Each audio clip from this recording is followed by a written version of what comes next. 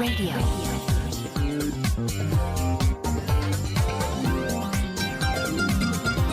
Arirang Radio. The time is 7 p.m.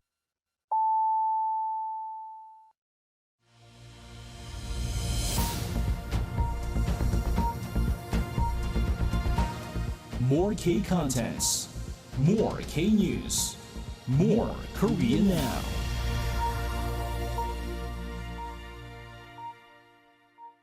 And welcome back, everyone. You're tuning into the second hour of our Thursday's edition of Korea Now. Once again, I'm your host, SJ Lee. Coming up next in the second hour, we have a very fun interview in store for all of our listeners out there during Issue Now. As you know, a lot of people around the world have been really fascinated and enjoying Korean instant noodles, also known as ramyeon. There is a man who has been called. He hasn't been calling himself this. Many people have been calling him the god of ramyeon after reviewing all sorts of ramyeon, releasing the world's top 10 ramyeon every single year. We're going to be talking about the taste of Korean instant noodles with Hans Ronesch joining us, who also, by the way, runs a website called the ramyeonradar.com. It's quite interesting. I want to check this out myself. So that interview is coming up next, but also in the second hour, we'll be having our music critic Kim Young-dae join us for the latest in Back to the Culture to talk about music, culture, and everything that reflects the Korean society and the trends of South Korea. That's all coming up next in the second hour of our Thursday's program. So without further ado, Issue Now, all coming up next.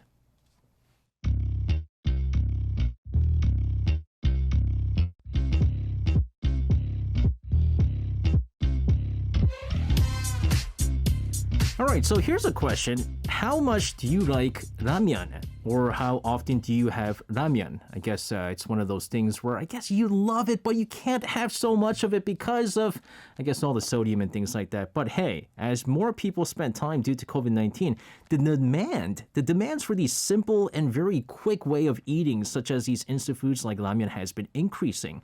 In fact, also because of the ever so popular Korean film Parasite, 짜파구리 has been all the more in the spotlight as well. So today, we're going to be talking to someone who's actually very sincere about ramyeon, has been reviewing all sorts of ramyeon around the world. For this, we have Hans Ronesch joining us on the line. He runs the website ramyeonradar.com, a very famous YouTuber as well. Hans, thank you very much for joining with us today.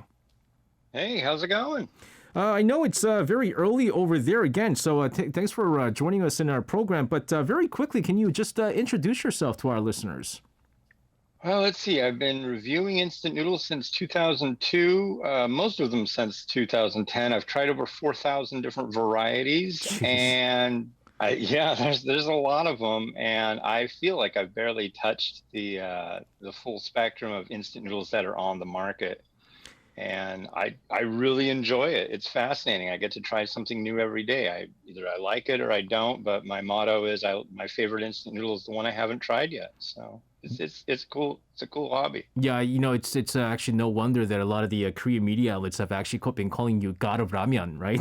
I didn't even know that there was that many ramyeon. To be honest with you, over 4,000 different varieties that you were able to check out. But you know, this basically means, again, I mean, you probably didn't eat all the ramyeons that are available around the world, but you pretty much touched a lot of them, vast majority of them. I'm kind of curious. Let's start off with this. How'd you even get interested in ramyeon in the first place? Well, when I was very young, my mother would make instant noodles, a variety from a company in the U.S., and she would cook them, drain them, and then put 2 beaten eggs in with it and fry it up. And the noodles would just get a little bit crisp. And I'd have it for breakfast every once in a while. I really liked it. Well, that variety went off the market. And we lived in a little fishing town called Anacortes, which is just north of Seattle. And in Seattle, there was a large Asian supermarket. And my father thought, hey, let's go down there and see if they've got something.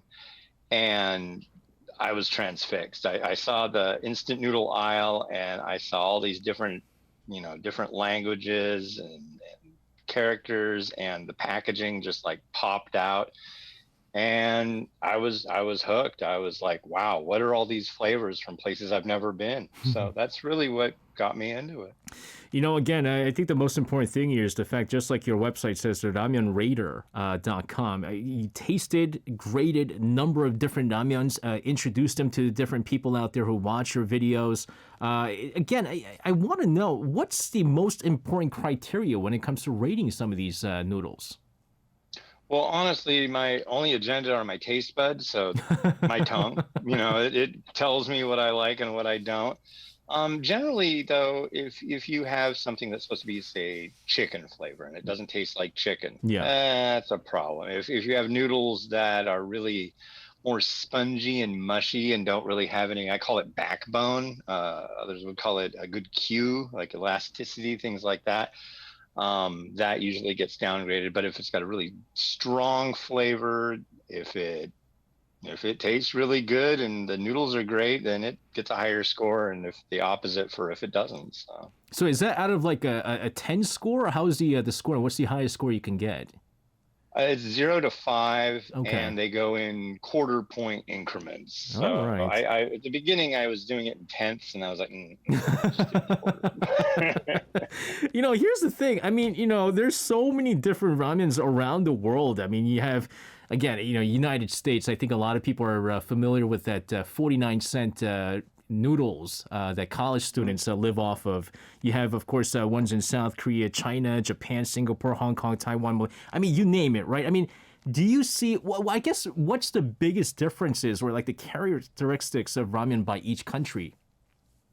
Well, I mean, it's just the same with the local food. You're going to have varieties and instant noodles are kind of like a palette, and the flavors and the additives you put on them are kind of like the pigments. And generally, instant noodles get their color and flavor from local culture. So in Indonesia, you'll have mie goreng, which is like the most popular food there. Yeah. In Singapore, you'll have laksa. In Japan, you'll have more standard, like shio, miso, shoyu.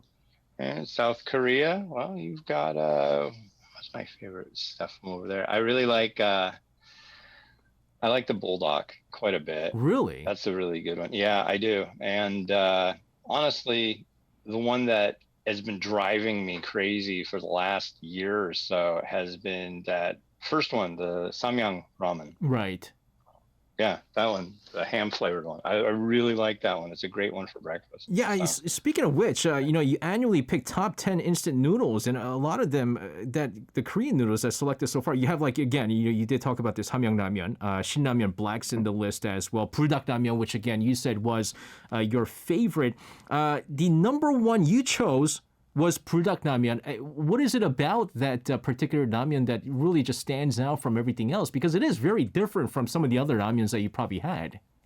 Oh yeah, it's a good one, especially the carbo. The carbo is where it's at. Yeah. Because it's just got this nice taste to it. It's the one that I liked the most had the ramen noodle, and then it also had the tteokbokki with it. Yeah. That was just like, that stings. That's perfect. Oh yeah. And the spiciness level, it doesn't bother you at all.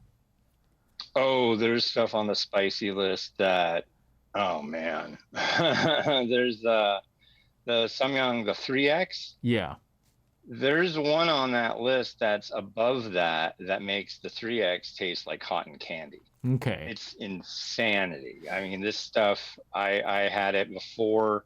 I had to go pick up my son from the bus, and it literally, I've talked to other people who have had this particular variety, and they were like, oh yeah, everything that you were experiencing, yeah, that's like when you start going into shock. There are people that like things that are so spicy, they'll distill pepper extracts down and just basically take them like a shot. And it's so strong, your body will just go into shock. You get tingly, you get the cold, the sweats, and everything. It's yeah. I don't want to. I really don't want to do that one again. Yeah, because it's a lot. I don't know if you try this or if you're kind of talking about the same one, because there is a ramyeon here in Korea that's going viral amongst a lot of the YouTubers who's been trying this. It's called the Yeomra Daewang Ramyeon. And what the package has, it has Is a that Devil of Fire? yeah. That's the one with the Yeah. flames and the peppers all across the package and stuff like that. And they call it the spiciest in the world. Have you tried that yourself? Yeah, it's not. There's no way. It's not. It's not No. the spiciest. No, and the problem is that a lot of these companies around the world will put a number in front of the letters SHU. Yeah. Now, there's no what we need for the spicy crowd is an independent organization. They have it for vegans. They have it for like vitamin manufacturers. They need it for spicy because I could take a banana, marinate it in hot sauce, and hand it to you and say it's 5 million Scoville heat units, and nobody's gonna say like, hey, call these people. They'll say he's wrong, and I Right. would be wrong to do that. But Right. you can put any number you want on a package. So there are ways using spectrometry and different uh, labs processes to figure out the actual per milliliter Right. amount of heat. Generally, if most people see something that says it's really spicy and they like spicy foods, they're just going to give it a try. So All right, it's coming straight from the god of ramen himself. But also, one of the things that I found out is that, and rightfully so, because you rate and review some of these, noodles, that some of these instant noodle companies actually send their products to you for you to review. I'm wondering if there was any of the recent ones that you have tried that you want to kind of recommend to our listeners. gosh, what have I had recently? I've had it's always such a blur. Have so many on a daily basis that I'm sure it is a blur. Yeah, well, we just had the holidays, so I'm like, I got out of it, now I'm getting back into it, and gosh, I wish I would get more from South Korea. Honestly, I used to get more, and then I haven't gotten many lately. Gosh, yeah, I'm drawing a blank. It's 2 a.m. Okay, so I can kind of understand what's going on there. But how about this, though? I think we kind of only talked about ones that you really liked. Were there particular ramyuns, Korean ramyuns, that really didn't suit your taste? It was a little bit off and really wasn't too much of your, I guess, taste here. There's one, and this is the only one by this company. Most all Korean instant noodles, I like them very much. There was one though. What was it? Chlora. It was a Paldo variety, and it had, I want to say, green tea chlorella. Oh, goodness. All right. That itself just really puts it out there. I can understand. Yeah. So a lot of people like it, though. I mean, they wouldn't make it unless people liked it. So, I'm just one voice in a chorus of consumers. So, again, I mean, there's so many that really stand out. But here's something interesting. And one of our listeners, Watson, actually pointed out. He wrote that you uploaded chapaguri 8 years ago. And this is even before chapaguri became so popular because of Parasite. Yes. There's a lot of different, people that have their own ways of making chapaguri, their own little recipe. Is there your kind of unique way of, making chapaguri? I made it 8 years ago. So, what did you watch? Like, what was kind of the recipe that you followed? Because I mean, I know here in Korea it kind of became popular because of a reality TV show. Yeah, and I can't remember. I don't know if it was mentioned from one of my readers. I don't know if Nongshim mentioned it to me. That's Okay. possible. But yeah, and what was kind of neat too is in the video, you might see at the beginning, I kind of like chopped the two logos and put them together, and they came out with the same product here recently, which kind of is about the same thing, which I thought was kind of neat. So it's like, okay. You have a lot of these, I guess, instant noodle companies sometimes sending you these stuff, Korean viewers on your, YouTube channel and your website as well. Have you actually visited Korea and, checked out some of these products yourself? No, and I'd really love to visit South Korea someday. I've been to Taiwan, Thailand, and Malaysia, and definitely South Korea is on my list of places I really would like to go. Yeah, I That's for mean, sure. again, I mean, there's so many different varieties that are popping up these days, and I'm sure you can try them out here. But here's another thing. There's always been kind of a huge debate over how to create these ramen, whether or not you put the soup in first or the noodle in first. Do you put in before you boil the water? Is it, after water boils, do you put eggs or not? Do you kind of break the eggs? All sorts of different things.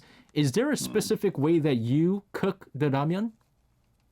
If I'm just gonna when I do reviews, I cook the noodle by itself per package instruction. So if I do that for every single noodle, everything's on a same playing field when I do the actual tasting and review. Okay. But if I'm cooking something for myself, usually I will take green onion, cut them about 3/4 inch lengths. I'll drop that in pretty early on so that gets into the broth. I will definitely throw beef in there and put that in about 3/4 of the way through. We usually use thin sliced beef. Right. And egg usually in the last minute or so, and I'll just crack it and drop it right in. But if sometimes I might feel like stirring it in. So, and cheese. Cheese is a must. Yeah, cheese is the other thing, right? I mean, that's one of those things that the Koreans have been starting to enjoy as well. I'm wondering also if you go the Korean route, and after you eat all the noodles, you put in some white rice in there and just mix it up and eat it. Yeah, I've done that. Man who has never come to Korea, but to be honest with you, when it comes to the eating ways, he's more Korean than a lot of us here. I'm also kind of curious when it comes to, I guess, I'm looking at you right now on our Zoom, and let's face it, as delicious as ramyeon is not that healthy. You look very fit for a person who actually eats ramen for a living here. Is that sometimes a concern for you? How do you keep in shape eating all the ramen on a daily basis and kind of making a living out of all this? Well, in 2018, my doctor told me that unless I changed my ways, I would be put on a drug for high cholesterol. Okay. And we had a 1-year-old daughter at the time. She's now older. And I thought, well, I need to do something. So I got a jogging stroller and I changed my diet. And when I was doing my reviews, I would basically started only having maybe kind of like somebody that was doing wine tasting, that would just like, you just have a little bit, just like a taste of the noodle, taste of the broth. That's it.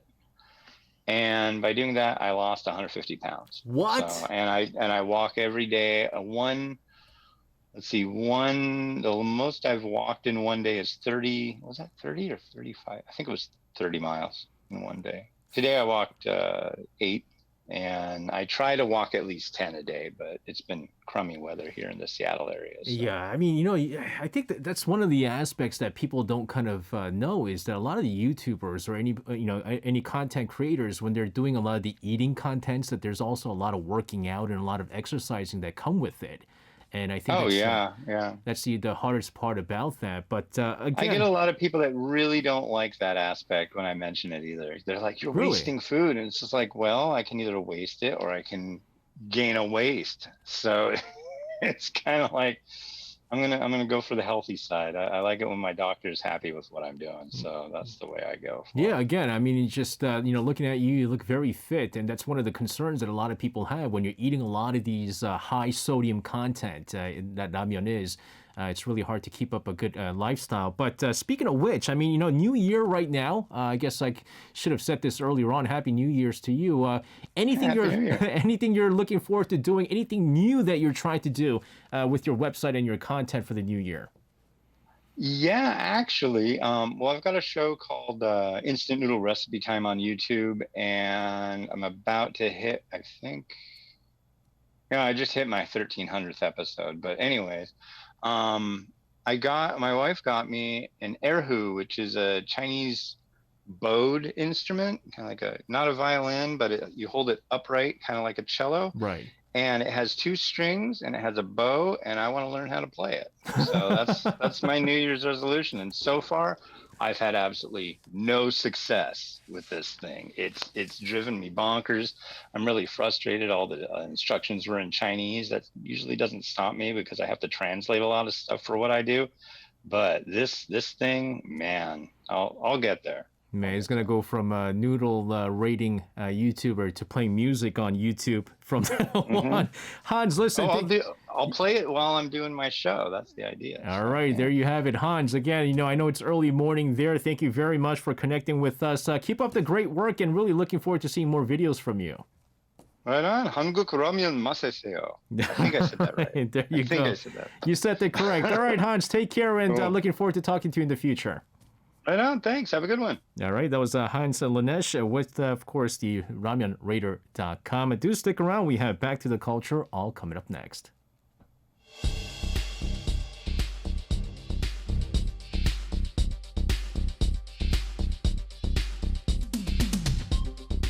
I'm in London. I'm in Australia. Tokyo, The Philippines. Finland. Indonesia. New York. Arirang Radio. Radio. Now live in Seoul.